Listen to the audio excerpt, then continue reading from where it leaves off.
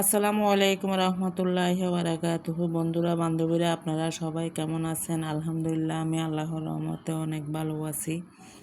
তো দেখেন, আমি এখন রান্না করতে আসছি। এর মধ্যে আমার ছেলে বলতেছে পেয়ারার ভর্তা খাবে। তো এখন আমি তো পেয়ারা ওইভাবে কাটি কাটি ওইভাবে খাইতে পারি না দাঁতের জন্য, কারণ আমার দাঁতে অনেকগুলো নষ্ট হয়ে গেছে। তো আমি এই জন্য ঘষণির মধ্যে ঘষে ঘষে আমি ভর্তা বানাইতে নিয়ে নিছি। তো এখানে তেঁতুল দিলাম, তারপরে লবণ দিলাম, মরিচের গুঁড়া দিলাম, এবার একটু চিনি দিলাম। চিনি দিছি যে এই জন্য আসলে আমি এই টক জাতীয় খাওয়া তেমন একটা খাইতে পারি না, দাঁতে সমস্যা করে। এই জন্য আমি একটু চিনি দিই, যাতে বেশি টক না লাগে, হালকা টক হয়, একটু চিনিও দিই। তো এখন এগুলো দিয়ে আমি একটু পানি দিয়ে মাখাই নিলাম।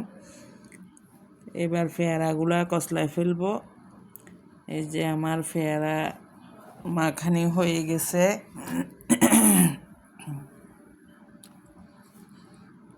তো এখন পেয়ারার ভর্তা খাওয়া শেষ করে তারপর রান্নাবান্না শুরু করে দেব।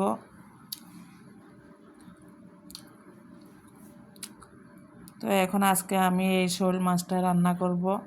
বাজার থেকে একটা শোল মাছ নিয়ে আসছি। শোল মাছটা আজকে রান্না করব। এখনও কাটি না, কাটা শেষ করছি। এখন আমি শোল মাছ রান্না করতে চলে আসছি।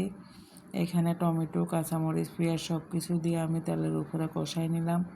এবার দিয়ে দিলাম মাছ।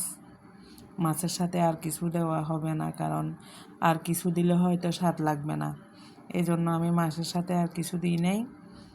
যে আমার এখন কষানির জলটা দিয়ে দিয়েছি, হোক মাছ আস্তে আস্তে। এইদিকে আমি আবার ডাল দিয়ে কচু রান্না করতেছি। যে আমার ডাল কচুও হয়ে আসছে। আমি হেলনের ডাল, কেউ বলে ভেন্ডির ডাল। এখন আপনাদের কার কার বাসায় কী ডাল বলে জানি না। এই ডালগুলো দিয়ে অনেক মজা কিন্তু। তো এদিকে আমি আবার ভেন্ডি ভাজা করার জন্য এখানে রসুন, পেঁয়াজ, কাঁচামরিচ এগুলা তেলের উপরে ভাজা করে ফেলতেছি।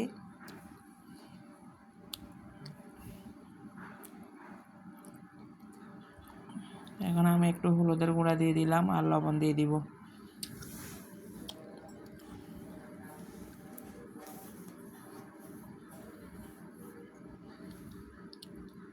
আর একটু মশলা দিয়ে দিলাম।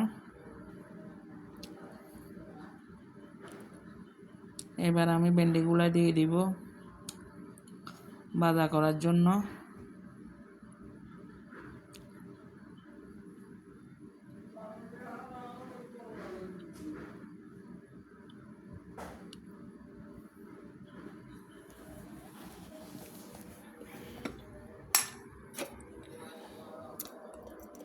তো বন্ধুরা বান্ধবীরা, আপনারা আজকে কার বাসায় কী রান্না করতেছেন? আমার আজকে খানায় এতটুক পর্যন্ত আমার ভেন্ডিগুলো হয়ে গেছে।